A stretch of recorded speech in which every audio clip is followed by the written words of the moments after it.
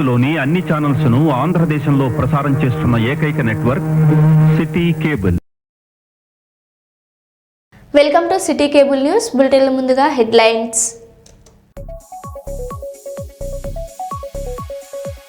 వైకుంఠ ఏకాదశి పురస్కరించుకొని పలు ఆలయాల్లో ప్రత్యేక పూజలు.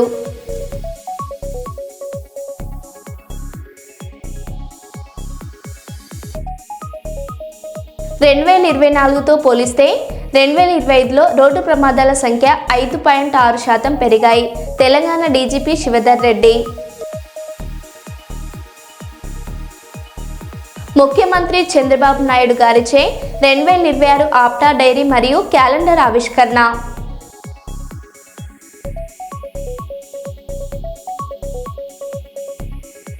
టిప్పర్ టైర్ల దొంగలను పట్టుకున్న నర్సంపేట పోలీసులు.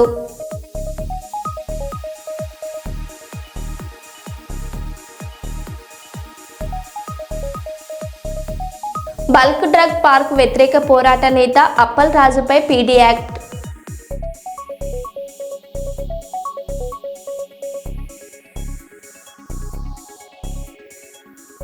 ఇక వివరాల్లోకి వెళ్తే, నర్సంపేటలో రాడీస్ ఎడ్యుకేషన్ విద్యా యాజమాన్య క్యాలెండర్ ఆవిష్కరణ జరిగింది.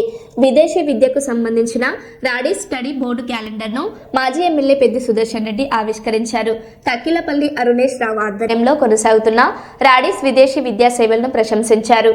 ఈ కార్యక్రమంలో పట్టణ మండల పార్టీ అధ్యక్షులు, మాజీ కౌన్సిలర్లు, పార్టీ ముఖ్య నాయకులు పాల్గొన్నారు.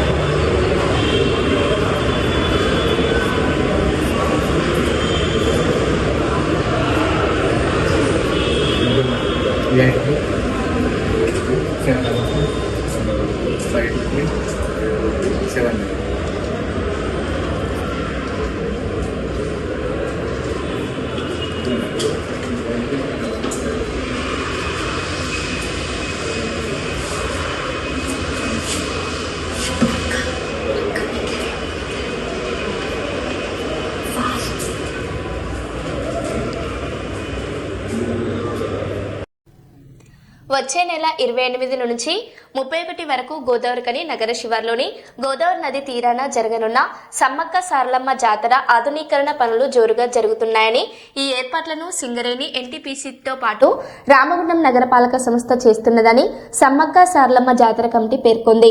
ఇందుకు పూర్తి స్థాయిలో తమ సహకారాన్ని అందిస్తున్న ఎమ్మెల్యే మక్కన్ సింగ్ కు కృతజ్ఞతలు తెలిపారు. ఈ మేరకు ఈ రోజు సింగరేణి డీజీఎం సివిల్ వరప్రసాద్, జాతర కమిటీ బాధ్యులు పి శ్రీనివాస్ రెడ్డి, కె మోహన్ రెడ్డి, పలువురు కాంగ్రెస్ పార్టీ నాయకులు దీటి బాలరాజు, సింగరేణి శ్రీనివాస్, మోహిత్ సన్ని, దాసరి విజయ్, చిగురు సాయి తదితరులు పాల్గొన్నారు.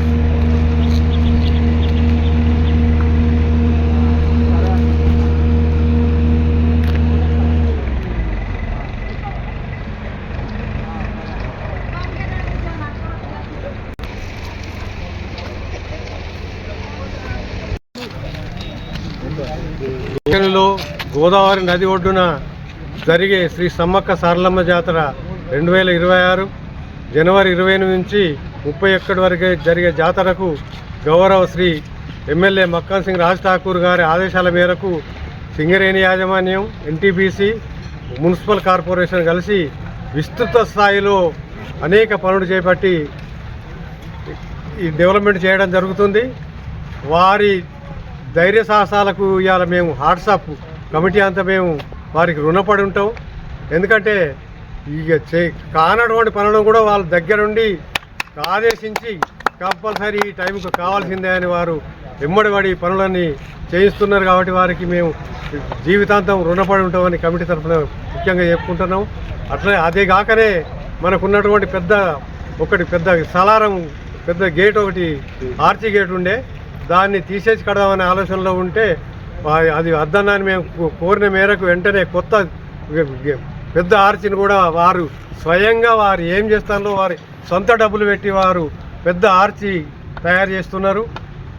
అట్లనే అనేక పనులు ఈ ఒక్కటే కాదు, మరుగుదొడ్లు కానీ కొత్త రోడ్డు జరిగే అన్ని పనులు కూడా విస్తృతంగా జరుగుతున్నాయి. ఈ డేటుకు 15 తారీఖు డేట్ పెట్టింది అన్న 15 తారీఖు లోపల అన్ని పనులు అవుతాయని మేము భావిస్తున్నాం. ముఖ్యంగా కాంపౌండ్ వాళ్ళు కూడా ఎంబడిపడి ఈ సాలారం కట్టే రీతిలో ఉండాలని కొత్త అన్ని తీసేసి కూడా కాంపౌండ్ వాళ్ళ నిర్మాణం కూడా 18 ఇంచుల మందంతో చుట్టూ కాంపౌండ్ వాళ్ళు కూడా నిర్మాణం చేయడం జరుగుతుంది. అది ఈ 20 తారీఖు అందిస్తామని అన్నారు. తప్పకుండా అందుతుందని అనుకుంటున్నాం. ఎందుకంటే ఇప్పటికే మేషన్ వర్క్స్ స్టార్ట్ అయినాయి. ఇవన్నీ ఈ కాంపౌండ్ వాళ్ళు బండ వేయడము, గ్రానైటు, ఈ గ్రిల్స్, మొత్తం అన్ని పనులు కూడా అవుతాయని మేము భావిస్తున్నాం. కాబట్టి వారికి ఎల్లవేళలా మేము రుణపడి ఉంటాం. దీనికి సింగరేణి సీనన్న, బాలరాజు గారు ముఖ్యంగా టైం అంతా ఇక్కడ ఉండి టైం వెచ్చించి సింగరేణి తోటి ఎప్పటికప్పుడు కోఆర్డినేట్ చేసుకుంటా ఇక్కడ పనులు, సామాన్ తేవడం, పైపులు, ఇందులో లేనటువంటి సామాను కూడా వాళ్ళు తెచ్చి ఇక్కడ ఈ పనులన్నీ జరిగేటట్టు చూస్తాం. కాబట్టి వారికి కూడా మేము మా కమిటీ తరఫున ధన్యవాదాలు తెలుపుకుంటున్నాం. ఈ అతి త్వరలో ఇప్పటి నుంచి అన్ని పేపర్స్ కూడా దీన్ని పబ్లిసిటీ చేసి ముందుకు తీసుకెళ్లాలని కోరుకుంటున్నాం. ముక్కోటి ఏకాదశి సందర్భంగా శ్రీ వెంకటేశ్వర స్వామిని ఊరేగింపు చేయడం జరిగింది.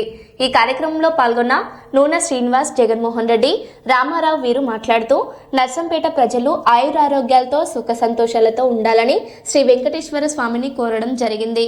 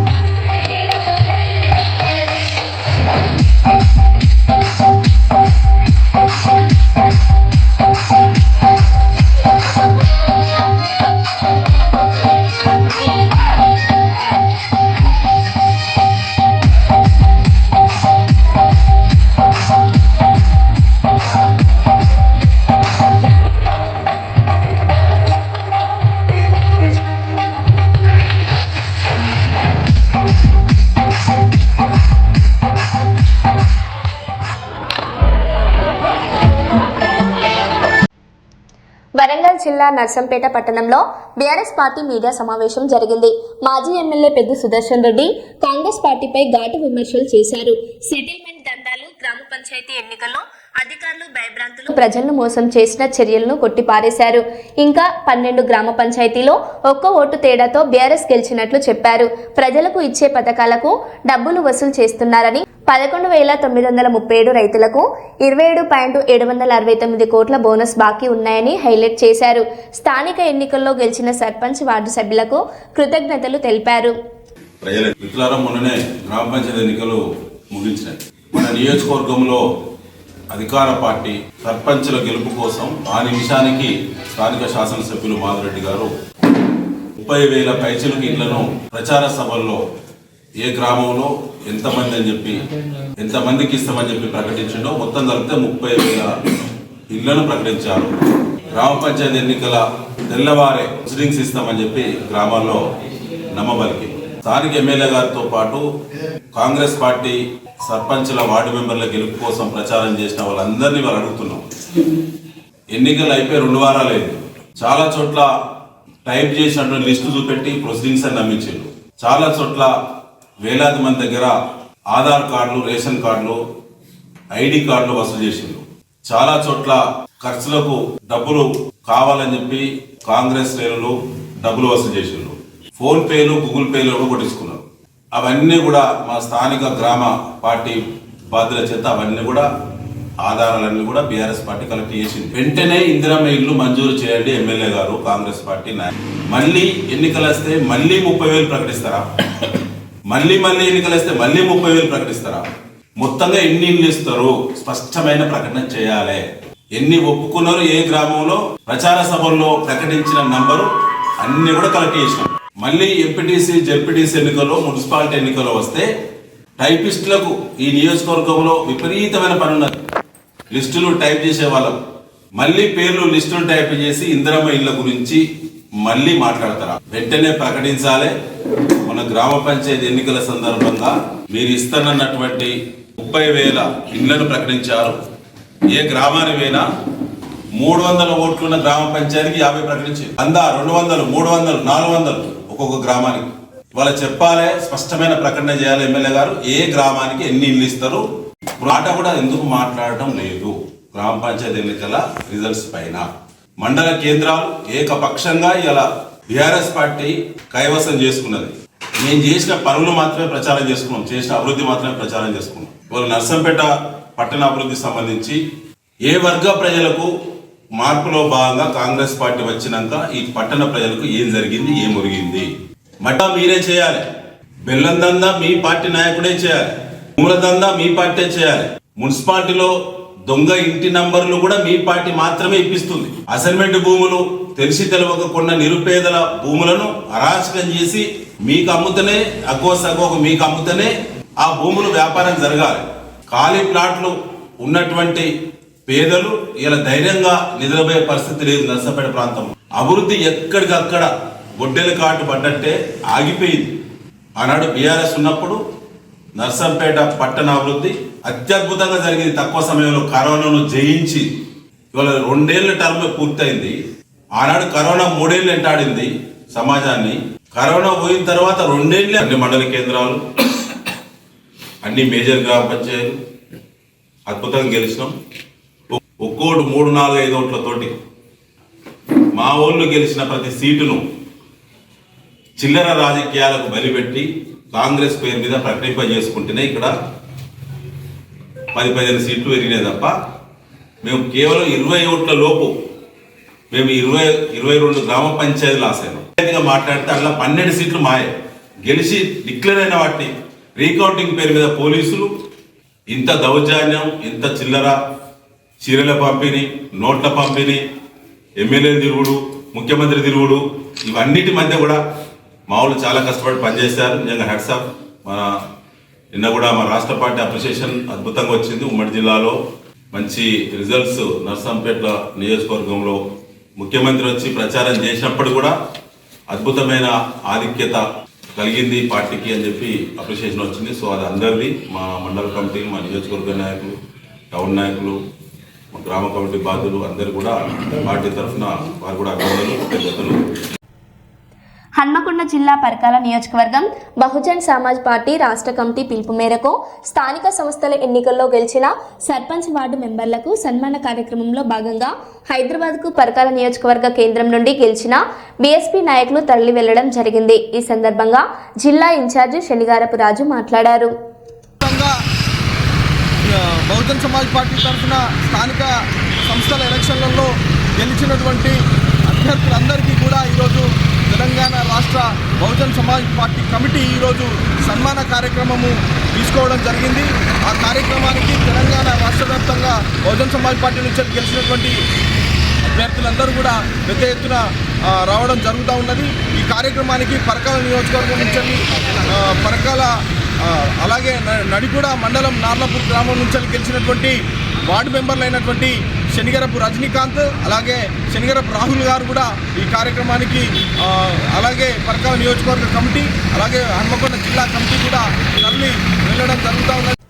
మేడ్చల్ 3 చింతలపల్లి మండలం ఉద్దెమర్రి గ్రామంలో శ్రీ వెంకటేశ్వర స్వామి దేవాలయంలో వైకుంఠ ఏకాదశి మహోత్సవంలో పాల్గొని ప్రత్యేక పూజలు నిర్వహించిన మల్కాజ్గిరి ఎంపీ ఈటెల రాజేందర్ గారు.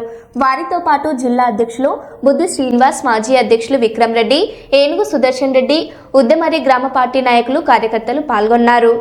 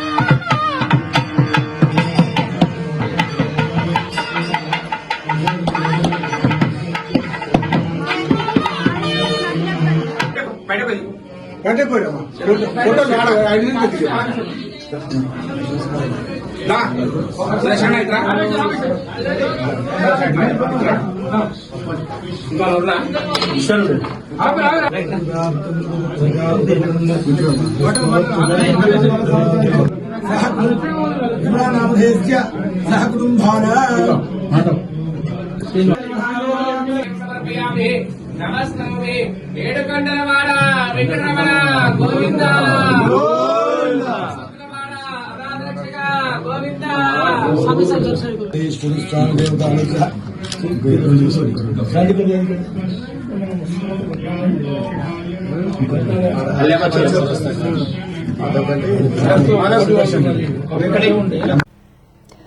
వరంగల్ వైకుంఠ ఏకాదశిని పురస్కరించుకొని నగరంలోని శ్రీ వెంకటేశ్వర స్వామి ఆలయాలలో ప్రత్యేక పూజలు నిర్వహించిన అర్చకులు, స్వామివారిని ఉత్తర ద్వారం గుండా దర్శించుకునేందుకు బారులు తీరిన భక్తులు, స్వామివారిని దర్శించుకుని మొక్కులు చెల్లించుకుంటున్న భక్తులు.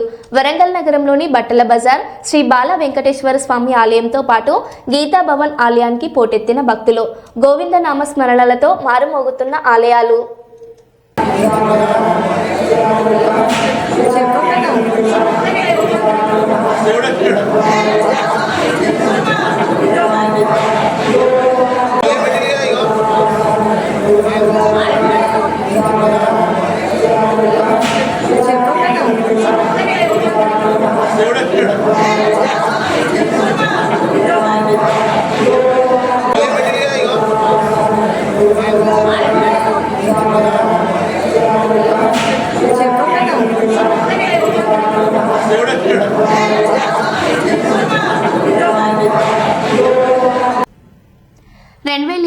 తో పోలిస్తే 2025లో రోడ్డు ప్రమాదాల సంఖ్య 5.6% పెరిగాయని తెలంగాణ డీజీపీ శివధర్ రెడ్డి అన్నారు.